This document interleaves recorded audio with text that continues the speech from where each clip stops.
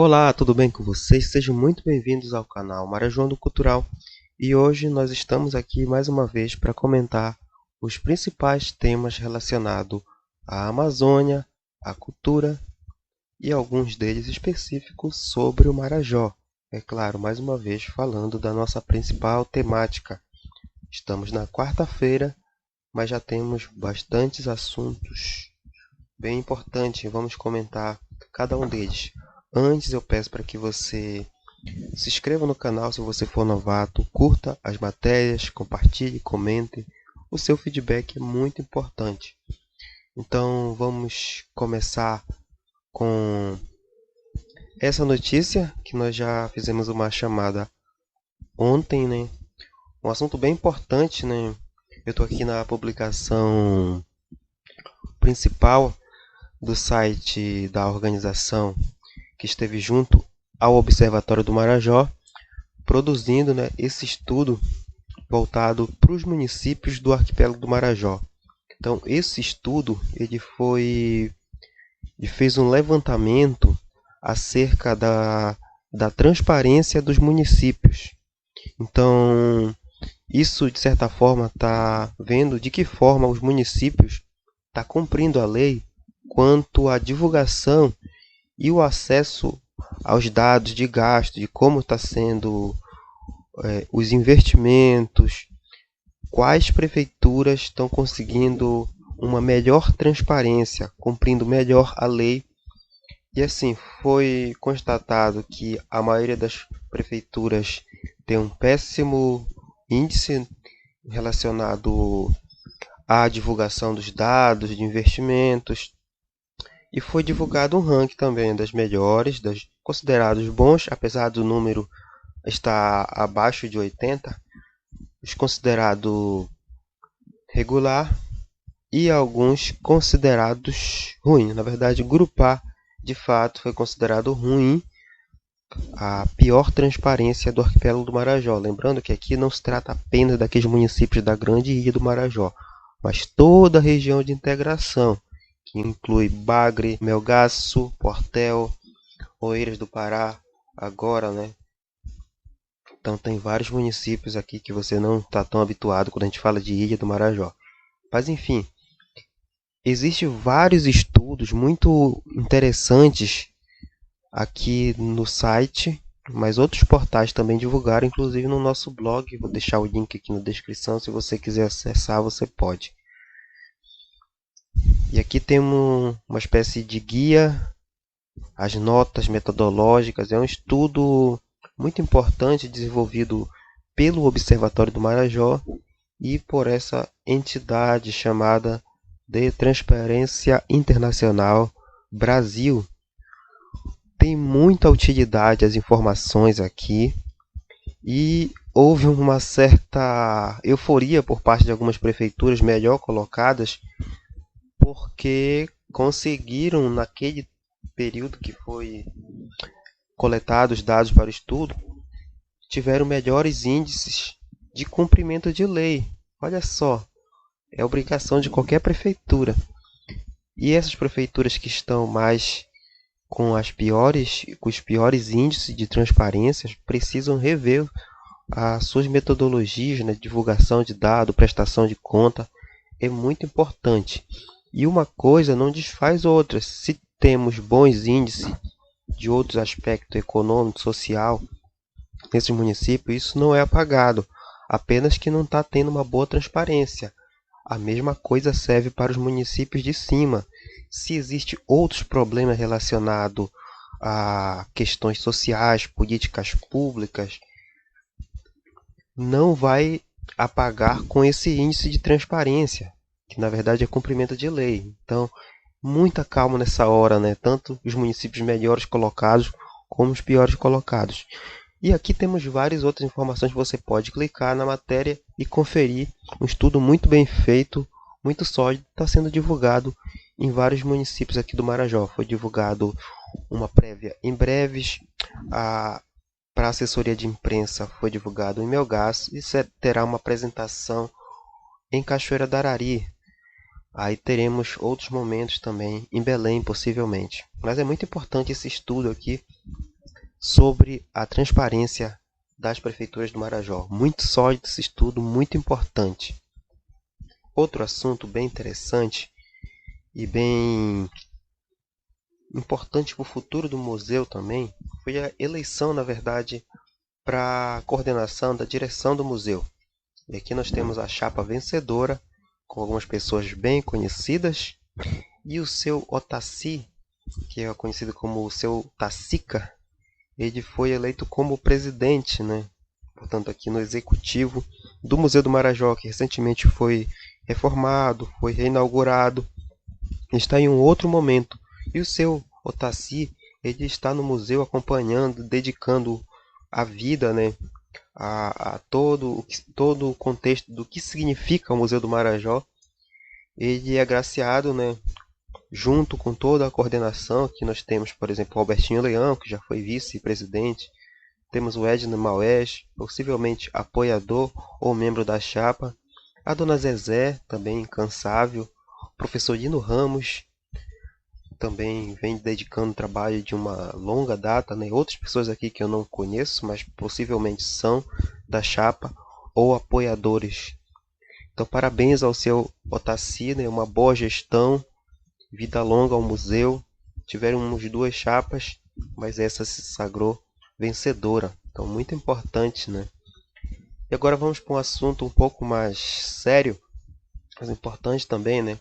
Que é sobre essa manchete. Trouxe aqui o UOL, mas tivemos repercussão em vários veículos, portais.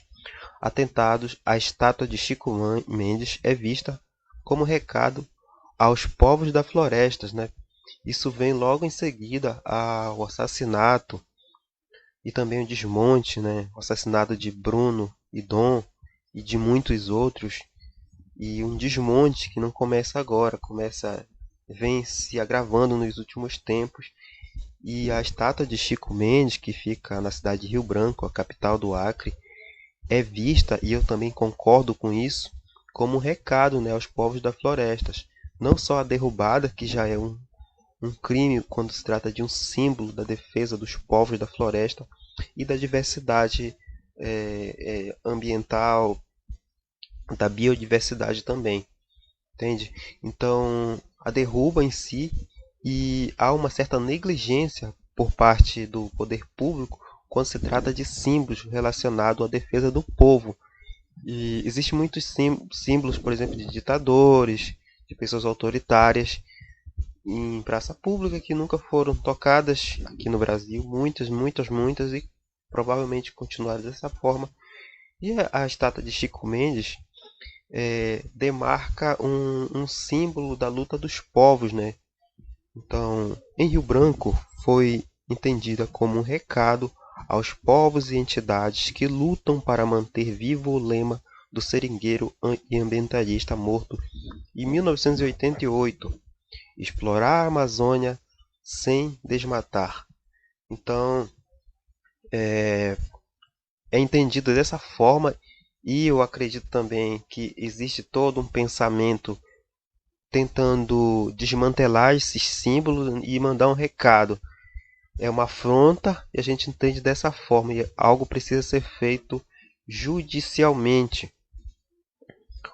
Outro assunto também importante foi a derrubada dos vetos, que garante mais recurso para o setor cultural. Aqui temos vários artistas, produtores, diretores comemorando, né, isso porque impacta direto na vida de artistas, mas também de outros trabalhadores da cultura, que muitas vezes não são tão conhecidos.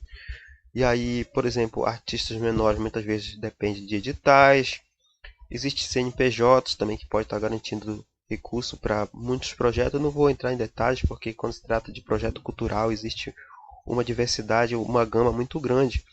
Mas aí o Bolsonaro tinha vetado os dois principais projetos que garantiu recursos para os próximos anos, seja emergencial ou permanente. E, portanto, foi derrubado, né, no Congresso Nacional os vetos para as leis Paulo Gustavo, na verdade está sendo negociada, e Lei Aldir Blanc II. Então, muito importante para o setor cultural essas derrubas, né? Isso vai impactar na vida de muitos artistas que terão a possibilidade. O artista ele merece ser respeitado, é uma profissão, né? E quando temos dois vetos integralmente, é como se estivessem demonstrando um ódio a uma classe, né? Isso é muito complicado a partir do momento que também os artistas e os trabalhadores pagam seus impostos e precisam ter a garantia, né, de poder lutar, de trabalhar com aquilo que sabem se dedicar a vida a fazer. Então, acho muito importante que tenha sido derrubada.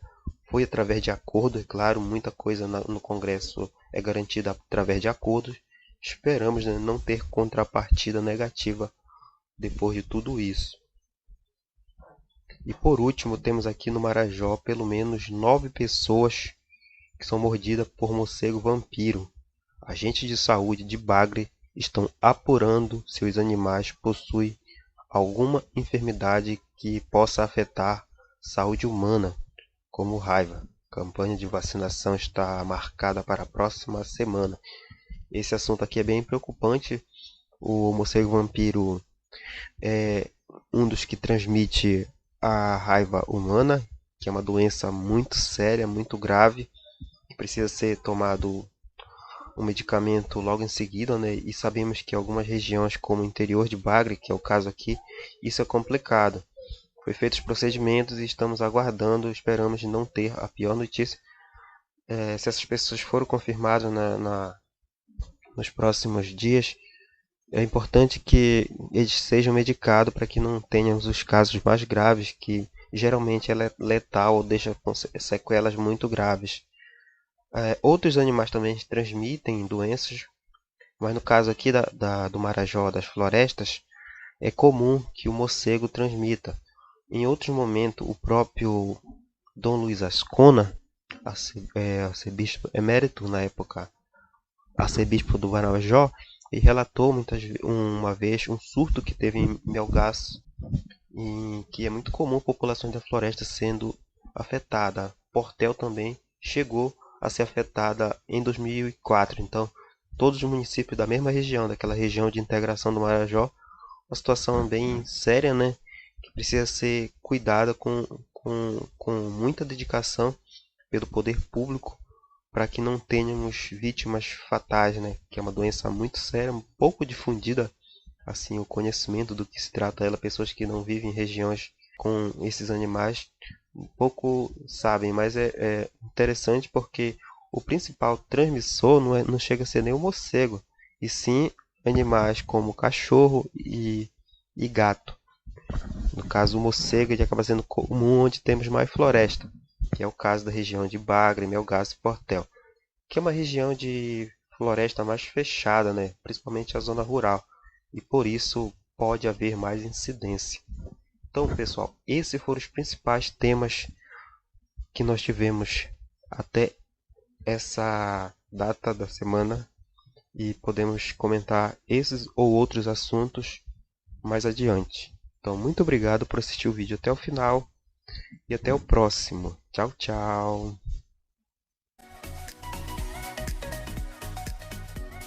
Marajoando Cultural. Para continuar fazendo conteúdo e, quem sabe, expandir o projeto, o Marajoando depende de contribuições. A chave Pix do projeto é esse aí na tela, historialuiz27@gmail.com. Você pode ajudar, mas é claro, se você puder. Muito obrigado por assistir esse vídeo até o final.